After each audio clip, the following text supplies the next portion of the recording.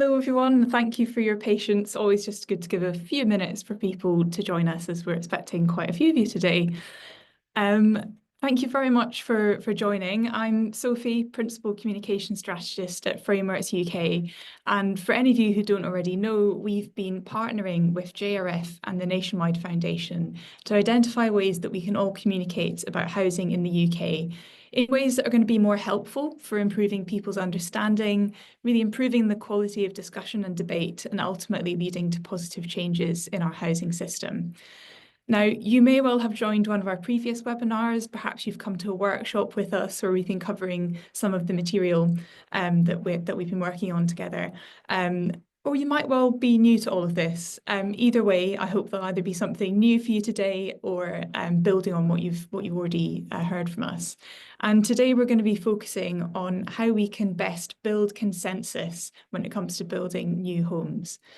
Because we've seen through our work, and I'm sure that you may well have come across this as well, most people are concerned about the shortage of decent, affordable homes in the UK, and they support the broad idea that we do need to build more of them. But sometimes we can face opposition when we're making the case for building more homes in people's communities, in particular places, or perhaps in certain areas like on appropriate parts of the Green Belt. So today we're going to be looking at how we can frame our communications in ways that are going to tap into collective concern, overcome some of those barriers and boost support. But before we get into that, just a few bits of housekeeping. We are recording today's session, so if you have any problems, technical or otherwise, you can always catch up afterwards. We also have recordings of our previous webinars, which you can find on JRF's YouTube channel or on the Frameworks UK website. You'll notice that you're all muted and you have your cameras off. It will be that way for the duration of the webinar today, just because we have so many of you joining us. So just to reassure you, that's totally normal. There's nothing going wrong at your end. We won't be sharing a PDF of the slides today, but we will be sharing various resources throughout today and in the follow-up email as well. We'll pop links to those in the chat. My colleague Maria and Natalie from JRF are managing our Q&A today. So if you do have a question, please do pop them in the Q&A box and we'll be answering some of those at the end today. And there might be some that Natalie and Maria can pick up as we go through as well. I'm going to be speaking for roughly 40 minutes, then we'll move into the Q&A and we'll select as many of those questions as we can for me to answer. So do feel free to put in questions ahead of time, anything as it occurs to you, or if you want to hold them to the end, that's fine as well. Lastly, do feel free to add your organisation's name to your Zoom name, because if you're asking a question, it's really great for us to see where you're joining us from. Now, let's get started. So I'll share a little bit about Frameworks UK, just for anyone who hasn't met us before. We are a not-for-profit and we specialise in evidence-based communication strategies to shift hearts and minds on a range of issues. So we basically work mostly with charities, other mission-driven organisations as well, to communicate about social issues in ways that are going to be helpful for creating progress. And we do this through practical guidance underpinned by our framing research. Now, our research at Frameworks is a little bit different to quite a lot of other communications research organisations, because what we're really interested in is understanding how people think about different social issues. So our research tells us not just what people think, not just what we might find from polling, for example, or sort of more surface level opinions, but really digging deeper to why we all think about certain issues in the way that we do. We then use that knowledge to develop and test communications approaches that will be helpful for organisations creating lasting change.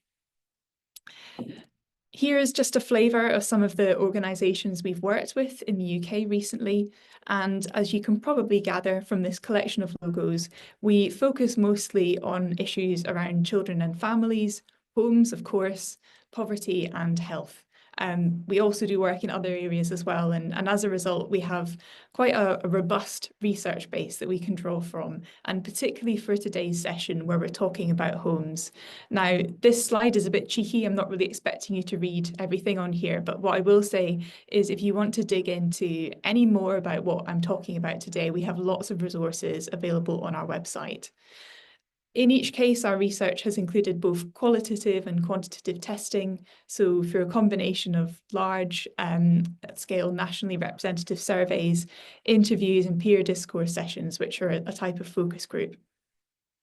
I may well also draw on some other studies as we go through today. And all this to say, the communications principles that I'm sharing with you in today's session come from a place of evidence. None of this is just what I think. But rather than doing a deep dive on the research today, I'd like to focus on what we can really do with the insights, what they really mean for framing communications about homes in the UK, and particularly building that consensus, building that collective agreement that we need to build more homes. So a very top line agenda. I'm going to start with a bit of a grounding in just what actually is framing and why does it matter. If you joined us before, this bit will be familiar, but always good to have a recap and always good to make sure we're all starting from the same place. We'll then look at how people think about homes before getting into our recommendations on how we can build consensus. As I said, we will then move into the Q&A, so very happy to answer more specific queries that you might have at that point. So let's start with a bit of a shared definition on what framing actually is and why it matters for our communications. So framing is as simple as the choices that we make about what ideas we share and how we share them. So this can include choices like what we emphasize, how we might explain an issue, and also things that we might leave unsaid. And framing matters because these choices can lead to really radical changes in how people think, feel, and act, how people receive and hear our communications. Now, all of us are framing all the time, but when we make these decisions deliberately and ideally backed up by evidence, as I said, everything today is based on evidence, we can just make these decisions with a degree more confidence that our communications are really landing as we intend them to. We can make sure that things aren't getting lost in translation. And I'm going to kick us off with just a few examples of that difference that framing can make. First of all, looking at a classic experiment, not one of ours, but one that we love to share as an example of the power of framing. And in this experiment, the researchers wanted to look at the impact of framing on the choice between different medical treatments. So the respondents in this experiment were asked to choose between surgery or radiotherapy treatment for lung cancer. Some of the respondents were patients, some of them were medics, some of them were students. Now, one group were told this first statement, there's a 90% chance of survival following surgery. And the second group were told there's a 10% chance of mortality following surgery. It's, of course, the same probability, but it's been framed differently, either in terms of survival or mortality. But despite the fact that those numbers are actually saying quite similar things, well, statistically the same thing, there was a significant change in how people responded depending on what statement they saw. So what the researchers found was that the survival frame led to a substantially higher preference for surgery. Now, one of the reasons I like to highlight this study is there's something else that's quite surprising about it, which is that the framing effect was actually no less pronounced for the medics who were involved in the study. So even those people with a really solid understanding of the treatments and probability, regardless of knowledge and expertise, how people were primed to think still did change how they responded. So this is just one example of how framing really does matter and how it can shape how issues are seen and understood. It can shape how we then respond to them. Now let's look at an example from our own research and an example of how framing can really change support for policies and programmes. Now, this is looking at a different issue area that we've been working on, and it's some original research that we did with Impact on Urban Health. This graph shows the results of a large-scale experimental survey in which we were testing different ways of framing the issue of childhood obesity. So we had a control group who were asked a series of questions about their support for policy change to tackle childhood obesity, and also to what extent they believed that society should act on obesity. So that control group is represented by that thick black line along the zero, the x-axis at the bottom there. Another group first read a statement using childhood obesity as the central idea, the central frame, and then they were asked the same questions. And another group read a statement using improving children's health as that sort of central frame, that main idea, and we're asked the same questions. And what we saw in the results, what you can see in this graph here, is that support for policy change was significantly strengthened when people were primed with this idea of improving children's health. Whereas that group who saw childhood obesity, the stimulus that was framed around that, so you can see those red bars, they're very small changes, in fact, not statistically significant at all. So we might as well have said nothing at all. They might as well have been the control group that saw no stimulus. So it's one example of how the right frame, the right idea, can really shift people's support and belief that this is something we should be doing as a society. I'm going to show you an example now of what can happen when we reframe the conversation on a given issue. So we're sticking here with that issue of children's health and obesity in the UK. And your challenge here is to spot the difference in the before and after clips. Because between these clips you're about to see, this man was read a short, well-framed paragraph that drew on some of the framing principles that we had identified through our research, including a tested metaphor that you'll see referred to. Now, I want you to just look out for the difference between the two clips. See what you notice. I'll play it now.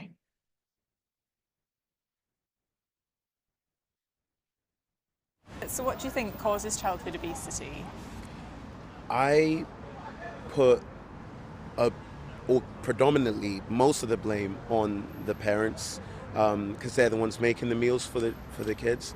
And I think it's a big responsibility for parents to actually take that sort of responsibility on and make sure that their kids are getting what they need, not necessarily what they want. Because of course a kid is going to want chocolates, chips, and all things nice. I think parents need a bit better education when it comes to actually having a good diet, because if the parent and the adult doesn't have a good diet themselves, or they're not attuned to it, it's just going to trickle down into the kids. So I think the first thing would be educating the adults. So thinking about that paragraph, what does that sort of prompt you to think about?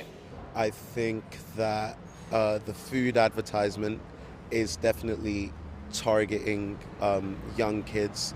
Like you think about like cereals and all sorts of little baked goods. The advertisements are really fun and colorful, and I feel like that is to target the younger demographic, because they're going to be more sort of like attracted to that kind of advertisement.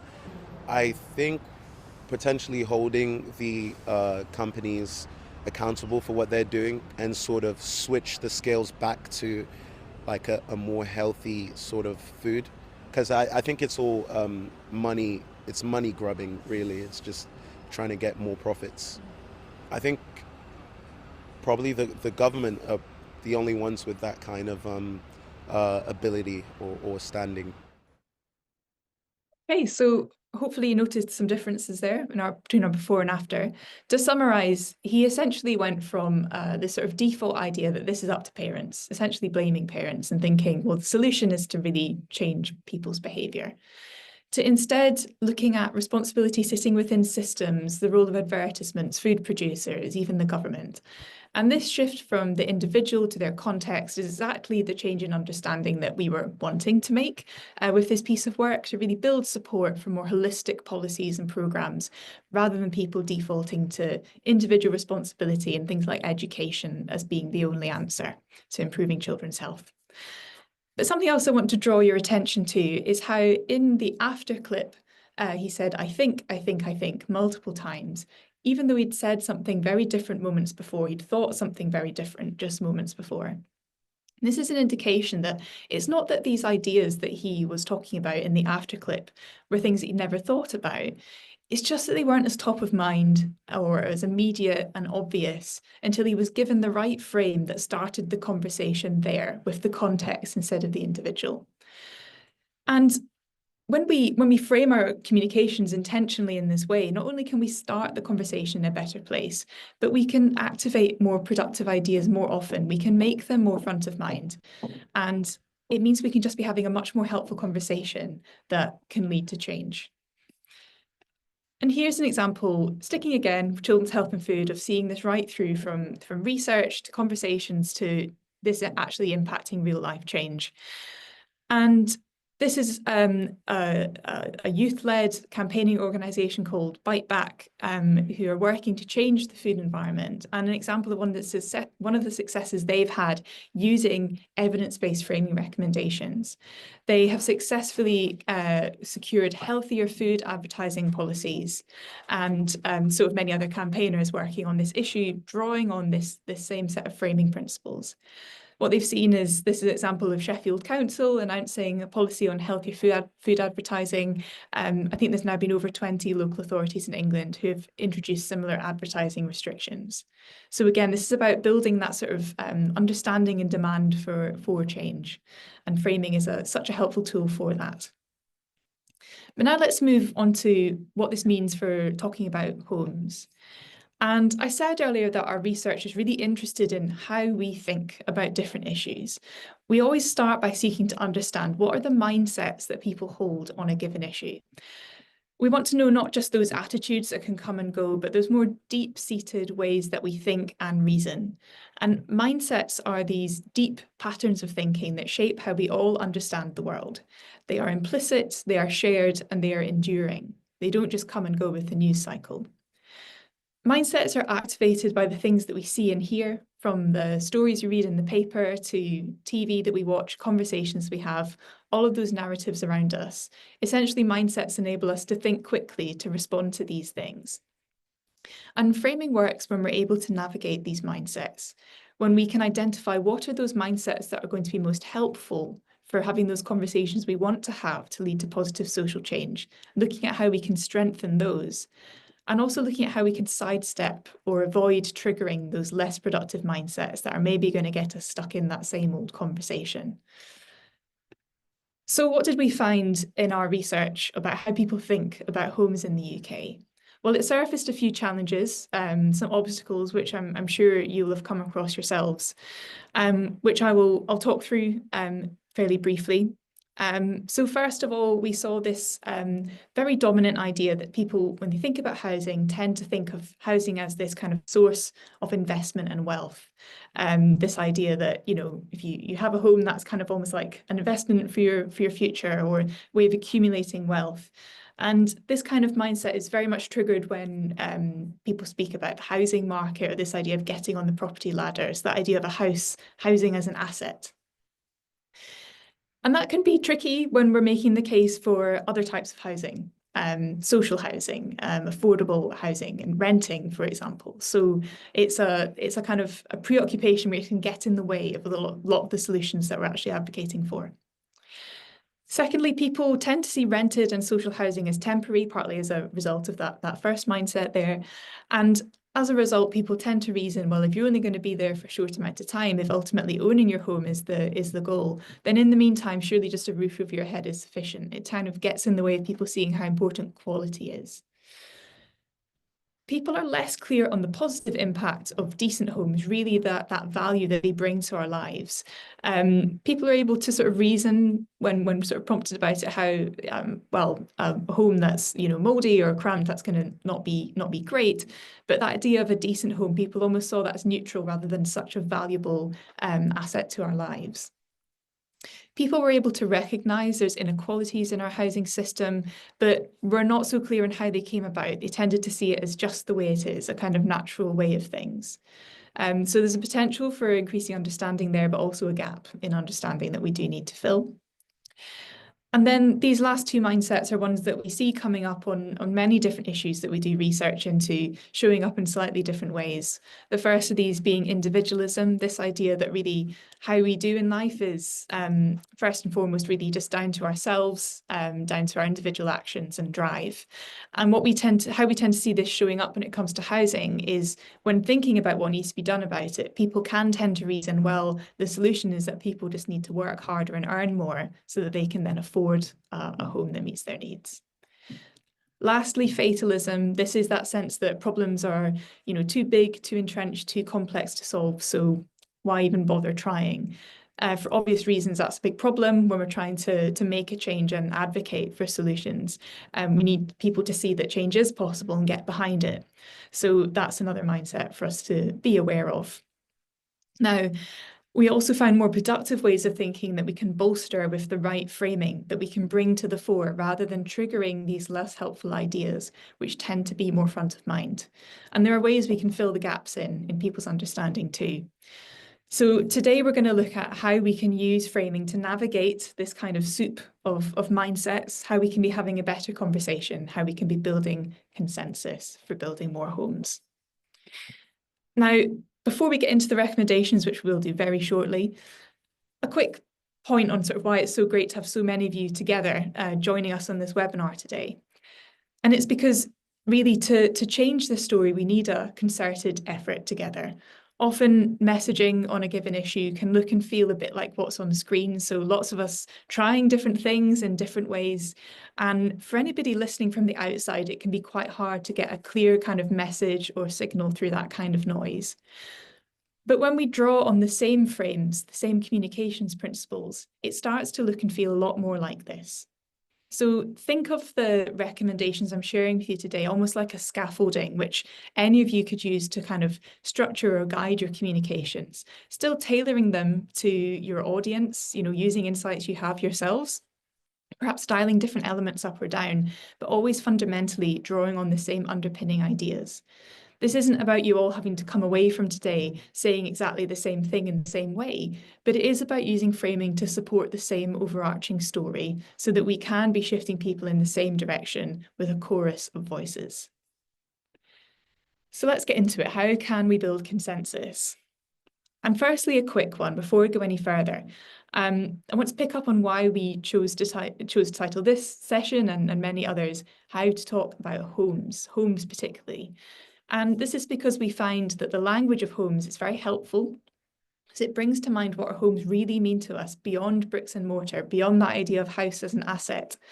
The language of homes invokes the relationships and things that people need in their lives beyond simply a roof over their heads.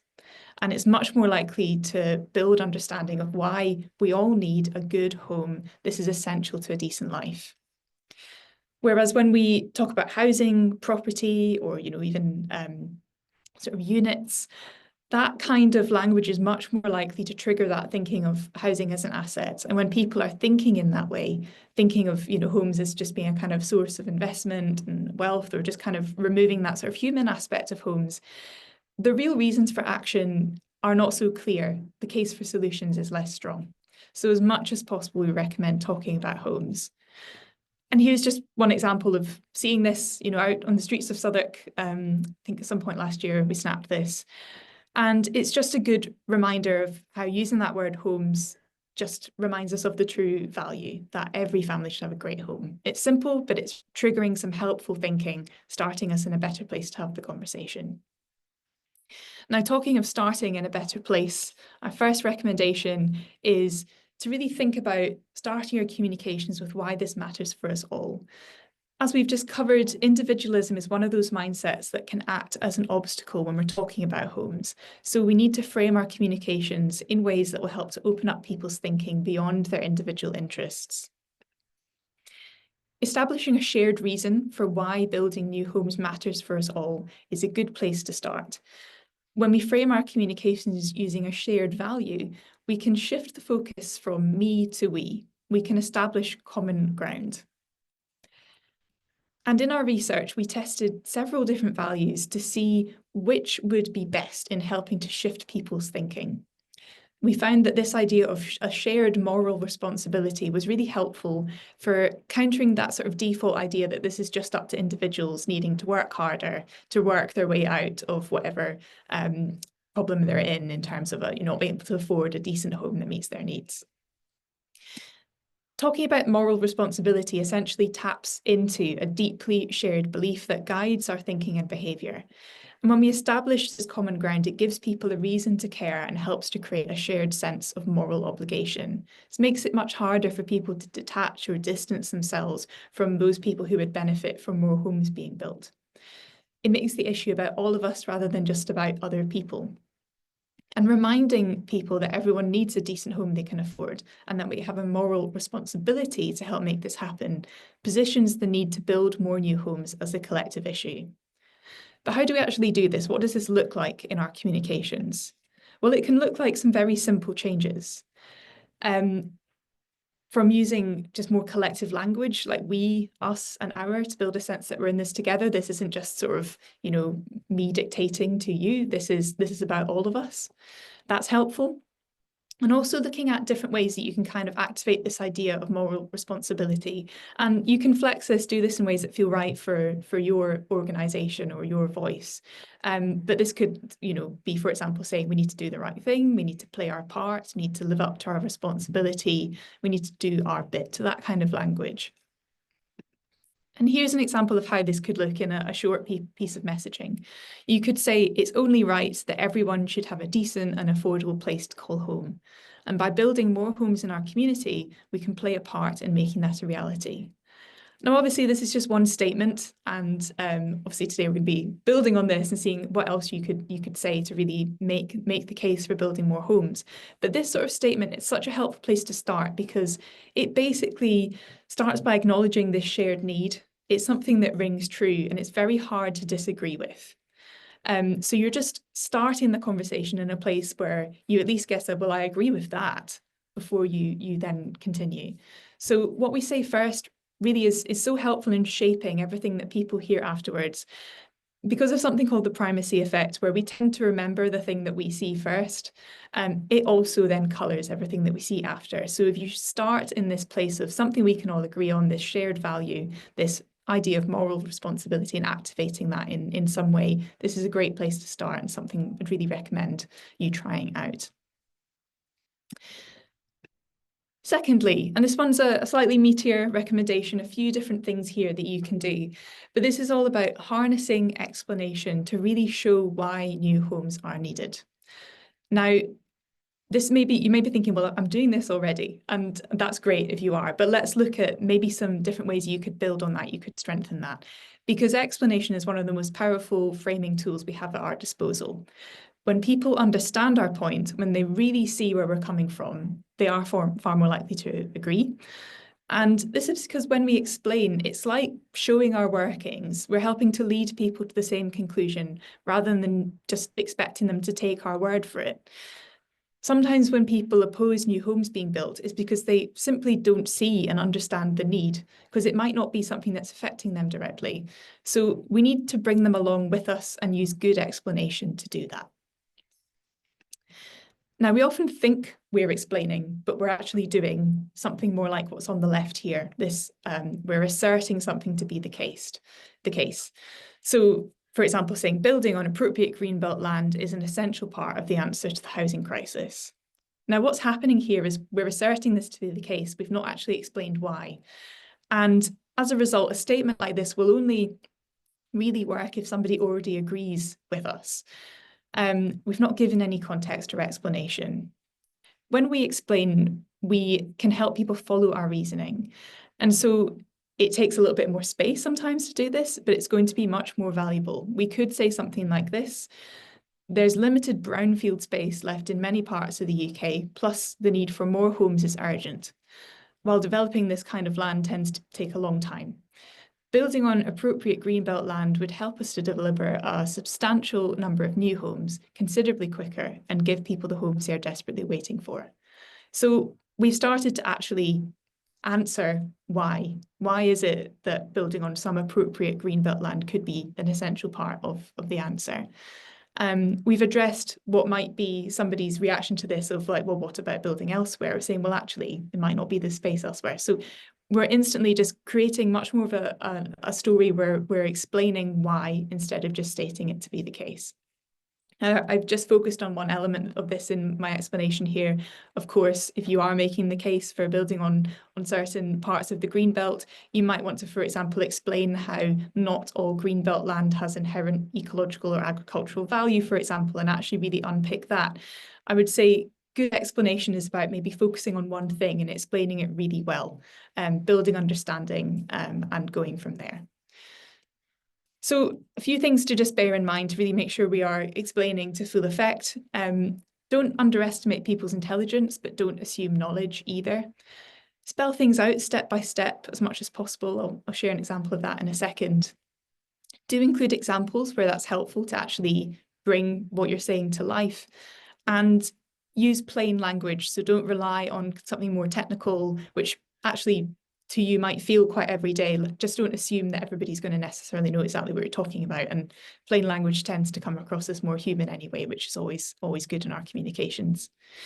And, you know, when you were doing this explanation kind of step by step, use words that explicitly do link cause and effect. So this leads to, this means, this causes, this results in. These cues just are very helpful for leading people through our explanation. Here's an example of what can happen when we don't explain. So if we make a statement like this, we need to build more social homes in our community. If we just say that and we don't explain, we're likely to be met by people thinking something like this: but do we really need to? Or perhaps just feeling resistant to it, and we've not given them a reason.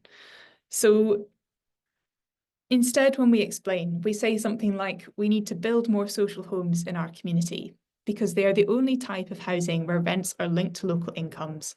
So this helps to keep rent affordable and stops people's incomes from being squeezed. So the solution is we need to building more social homes would relieve this pressure for many more people and help our community thrive. So what we've done here, we've explained step by step, we've filled in the gaps, we've helped people see our reasoning for why we need to build more social homes in our community. And see here how I've been explicit about these links between cause and effect: because, so, you could also say this results in, etc. We've woven together the explanation to point to the connections and make a case for the solution. Like I say, I'm sure a lot of you are doing this already, but just where we can be as mindful as we can and take the time to fill in the gaps, it can make all the difference. Something else to bear in mind to make sure that we really are harnessing explanation: if you are choosing to use data, which you sometimes might want to do to help make the case for building more homes, just be mindful of how you do this, because as much as we might like them to, numbers don't speak for themselves. They can be quite fickle, actually. So a few things to just be really mindful of when using data: put it in context, really tell the story behind the stats, rather than expecting somebody to definitely draw the same conclusion from those numbers. Really explain what the numbers are showing, and don't forget to tell the human story behind the data. For example, if you're using a statistic about the number of empty homes and it's not meeting local demand, you know, make that a story about how the people who are not able to have a home that meets their needs. Or if you're talking about the number of people who've been living in temporary accommodation in a particular area for long periods of time, really draw people's attention to how that accommodation is not meeting their needs, so that actually people can see why that's an issue instead of just using the number. Here's an example of how we could use data in a way that is drawing in some of this context, actually using it to support the story rather than to tell the story all by itself. So I've taken an example from what we could say about some numbers to do with Southwark, which where I live personally. So right now, 3,500 households in Southwark are living in temporary accommodation, often in poor quality, cramped conditions, without places to prepare food, all of which puts a huge strain on people's mental and physical health. Even if all 2,920 empty homes in Southwark were brought into use as decent quality, affordable homes, we'd still be falling short of the number that are needed to meet this essential need. So see here how the human story is in there as well as the numbers. Why is it an issue living in temporary accommodation?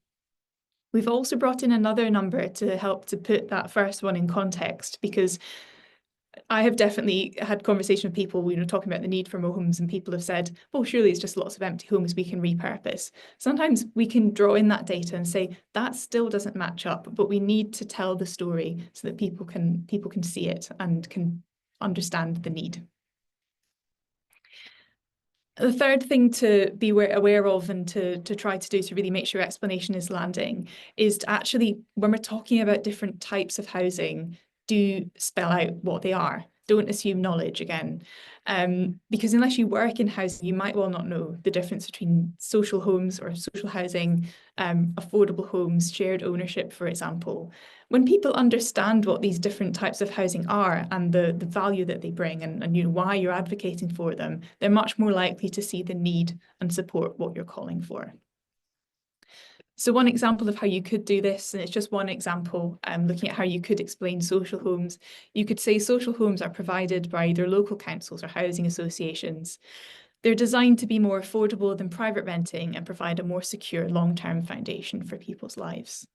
So the key thing here is just to not assume that everyone will know what you're talking about, and really think whatever understanding you need people to have in order to land your point, make sure you spell it out. Now on to our third and final recommendation. We've looked at establishing that shared reason to care. We've looked at ways to explain the need for new homes. And the third part of our story is all about showing what it's all for. What's the vision you want people to get on board with? What we need to do is really show the benefits of genuinely affordable homes and strong communities. Paint a picture of the positive benefits that new homes will bring, both to the people living in them and to the wider community. And presenting this positive vision can help to show what we all have to gain from building new homes. Now, there's a few different framing principles I think you can draw on here to really share that vision, to paint that positive picture. First of all, and I will go through each of these in a bit more detail, frequently make connections between our homes and our health and well-being. So give examples that illustrate the different ways that new homes will positively impact people's health and well-being, both physically and mentally. And also consider talking about homes as the foundation of our lives, and more on that in 1 second. But first, let's look at health and well-being, because in both our wider work looking at how to frame homes and in some more specific research we did looking at framing social homes, we found that making this connection with our health and well-being was very important. When we connect having somewhere decent and affordable to call home with our mental and physical health, we help people to see that it really matters. We help people to see the real value that a decent home brings. And it's not just this kind of default sense, way of living, that it's actually adding value. So make this connection between homes and health and well-being early and often, as it has that potential to redirect people's thinking in a much more helpful direction. Give examples of how good quality, affordable homes can positively impact our health and well-being. You might also talk about the negative impacts of the shortage of these homes, but make sure you're also painting that picture of why this will be good for the community. For example, you could talk about how more affordable social rent lifts the burden of stress. We could also talk about how the quality of new homes is important, because cold, damp homes will otherwise have a negative impact on our health, for example. But just think about how you can make the story about health as much as possible. Because the numbers also speak for themselves. Well, they don't never speak for themselves. I'll explain the numbers, as I said before. But this is an example of what happened in our research. This was from our research looking at social homes in particular.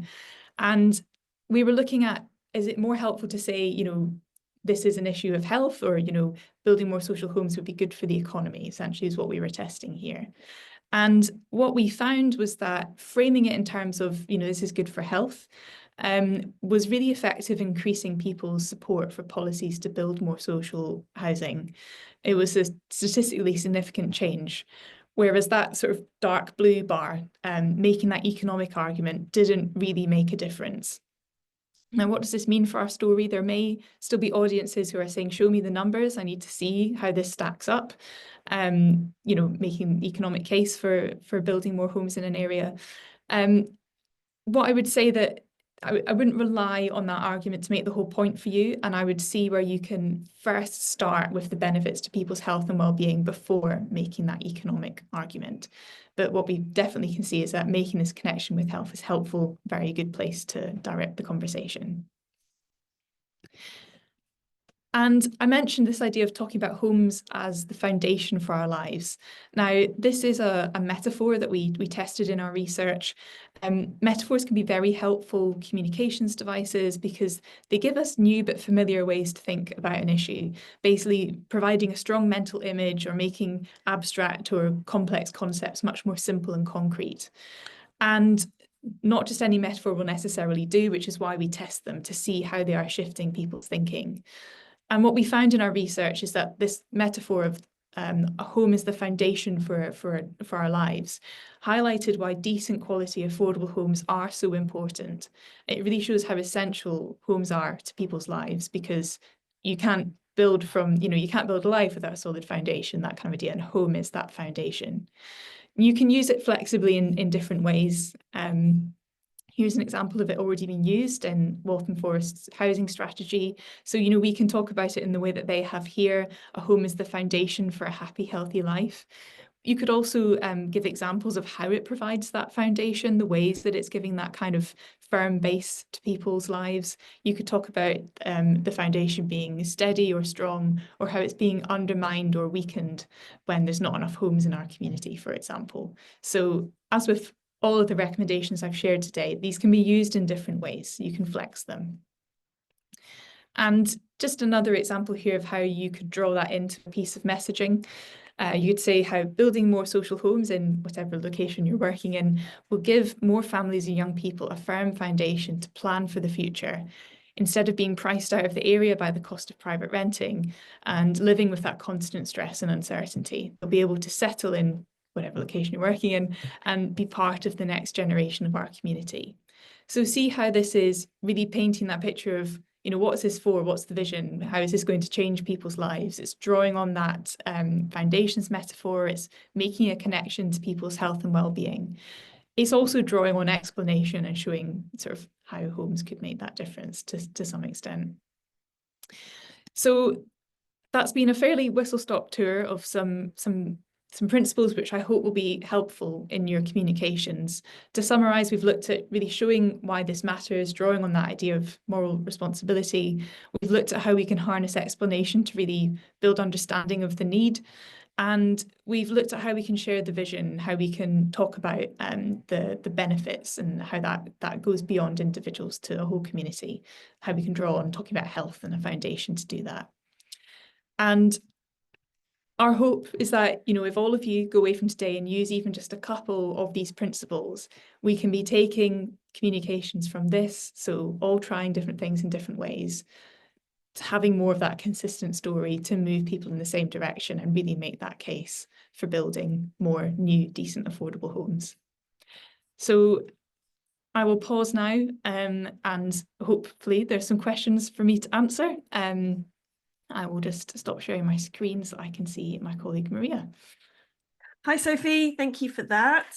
There's already been lots of questions coming in, but I can see more are coming in all the time. But let's start with a few that have already been in the chat. So we had one from Ben, which said, how can we establish kind of urgency and when we're trying to establish that kind of shared reason to care without using sort of sensationalist language? How can we still tap into kind of why this matters right now?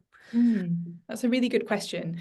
And I think I definitely sympathise with Ben there, that often, when an issue is urgent, it feels like, how do we make this case? But then without falling into some of those communications traps where you can be really triggering that sense of fatalism and almost making the issue feel too big.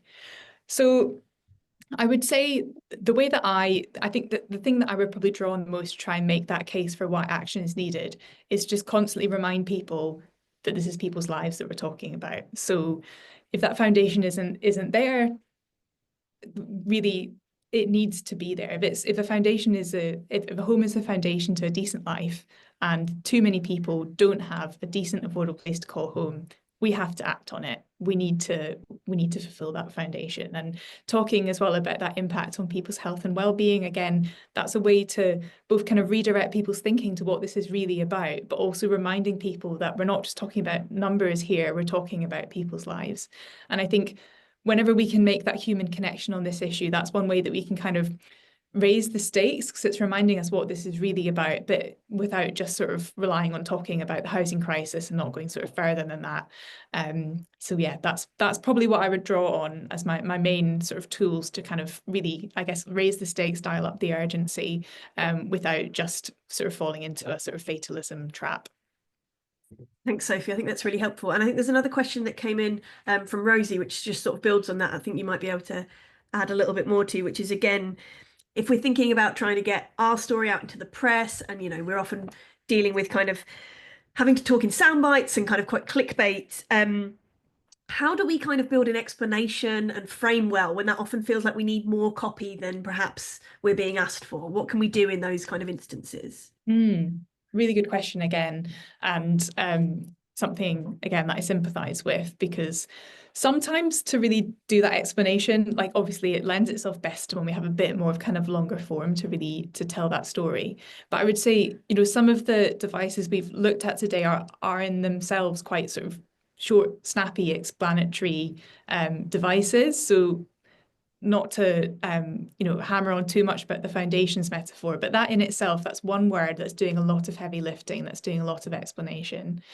I guess if we're thinking about things like trying to tell a story that maybe drew in some data about the need in a particular area, I think it's about, for example, really choosing what data is best telling your story and doing that really clearly. So I think often there can be a lot of fantastic sort of research and data that's backing up the need for this kind of solution, but we need to kind of like do the edit in order to get that out there and make sure that story is really clear.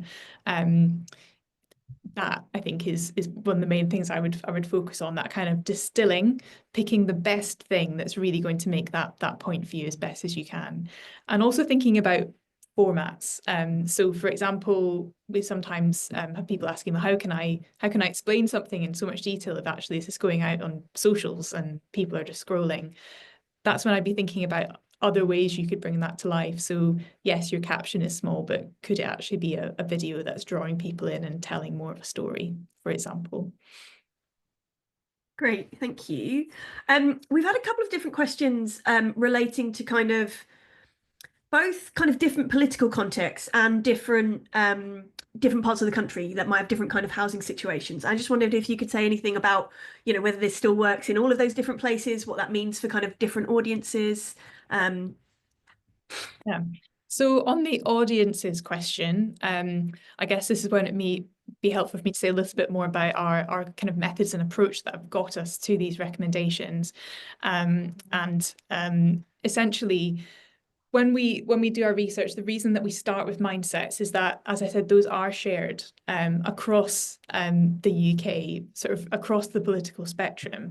And when we are drawing on these framing principles in order to activate the more helpful mindsets, not trigger those unhelpful ones, that should therefore be helpful across sort of political leanings. And that's why we start with mindsets. So we have that kind of how do we move everybody instead of just focusing on one audience. In terms of how does this work in different parts of the country, I think this is where the kind of flexibility of the principles I've shared today can really come in. So for example, if you're working in a community where there's a very particular need that you're meeting, the way that you explain that need will be different to somebody who's maybe working in a different setting where the problem is different. You'll both be using explanation, but you're maybe explaining a slightly different aspect of the problem.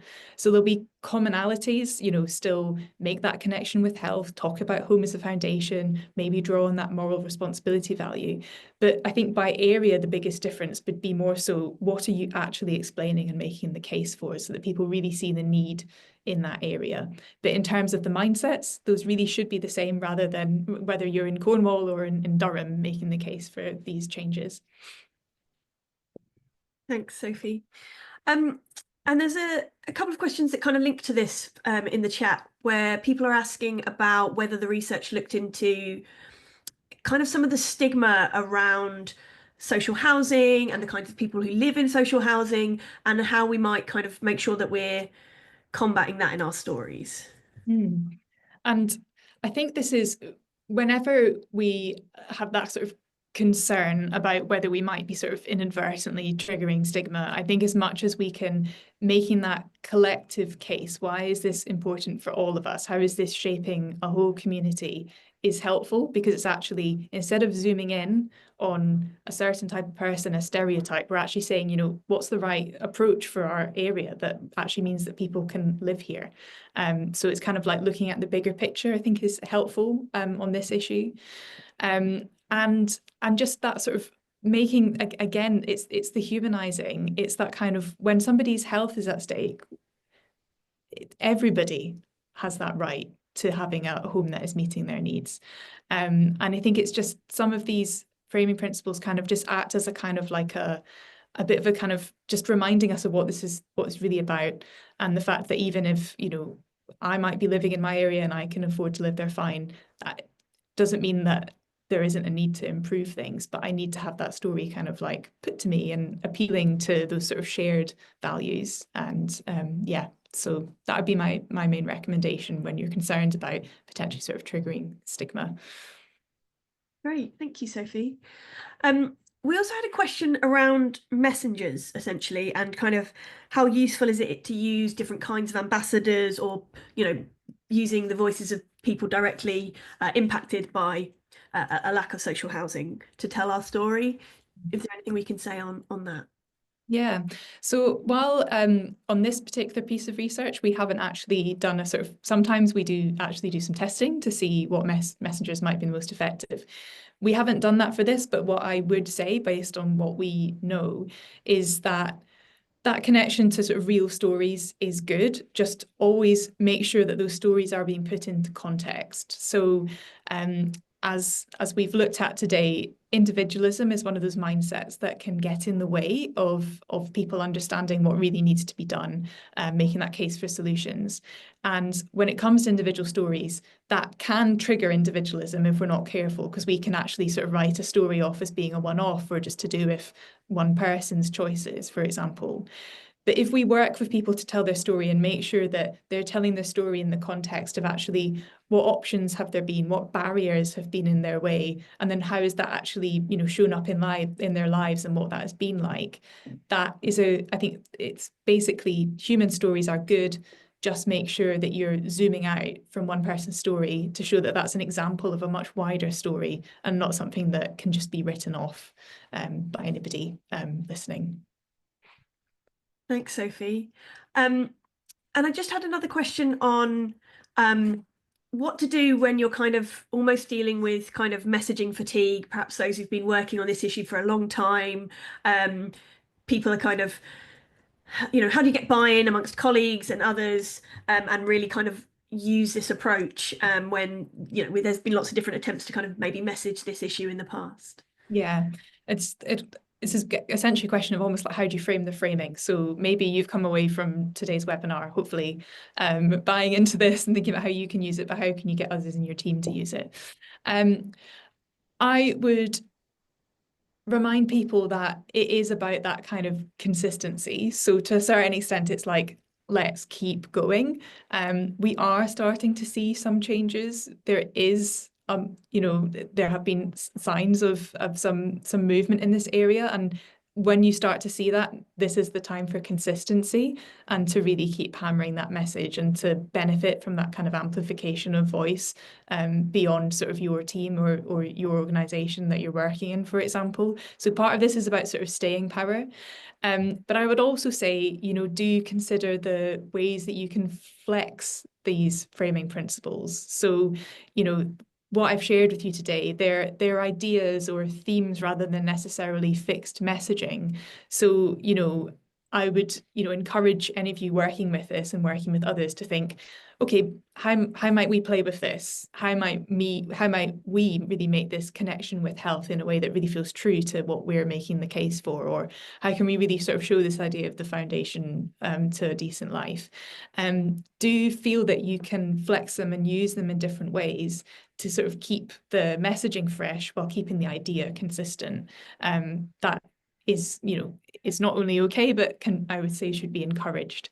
But there is a certain amount of staying power when it comes to this kind of, we're up against, you know, ingrained mindsets and a very ingrained way that this issue has been presented in the media, for example, for many years. And so it's kind of like, keep at it, but, you know, keep inspired by looking at different ways that you can do it within this kind of framework, essentially. Great, and I can see we're quickly running out of time, but perhaps time for just one quick, hopefully, question. There's been a couple of people interested in whether we should talk about council housing versus social housing. And I don't know if there's anything you can say to kind of answer that question. So I would tend to, if it was sort of council housing versus social housing, I would say there's a third way, and whatever you do, say home. I'd say the home part is probably the most important thing, because it is that reminding people of what we're really talking about here is home. Home is, you know, it's everything essentially. So that would be probably my priority, would be home over housing. Whether it's council housing versus social housing, I think whatever is accurate for what you're talking about. I've tended to say social homes throughout this presentation, because that obviously covers not only those homes that are sort of owned and managed by the council, but also housing associations. But more importantly, actually explain what it is, because chances are that a lot of people you're talking to won't know the difference anyway, and more importantly, won't know the value of like why a social home or a council house. More important to get into what that actually is, how this works, why that's more affordable for people, and why that's important, rather than the terminology itself.